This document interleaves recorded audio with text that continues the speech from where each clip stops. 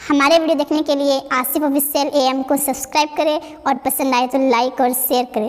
شکریہ. قرآن مجید میں 80 سے زائد مقامات پر ارشاد فرمائے اقیم الصلاۃ، یعنی تم نماز قائم کرو، کیونکہ میرا اللہ، میرا مالک، میرا خالق رحمان ہے، رحیم ہے، عزیز ہے اور مہربان ہے.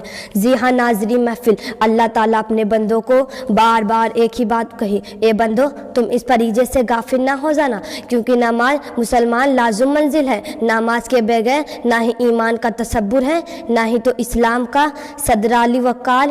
اللہ کی رجا صبح نماز، ایمان کی جوش نماز، بدن کی راحت نماز اور انبیاء علیہ السلام کی سنت نماز اور فرشتوں کے محبوب امن نماز.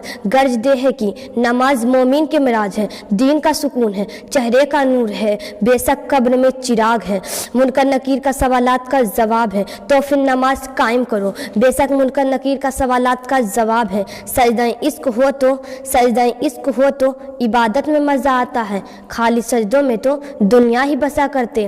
اے میرے رب، میری دعا ہے کہ ہم سب کو نماز اور سجدوں کی طرف رجوع کرنے والوں میں شامل فرما دے. کہیں تمہارا حشر بھی نمرود، فرعون، قارون اور حمان جیسے بدبختوں کے ساتھ نہ ہو تو پھر نماز قائم کرو، کیونکہ یہی مومن کے معراج ہے، دین کا سکون ہے اور چہرے کا نور ہے. بس اپنے کردار کا تو غازق بن جا، جیت نہ پائے کوئی تم سے پہلے تو نمازی بن جا.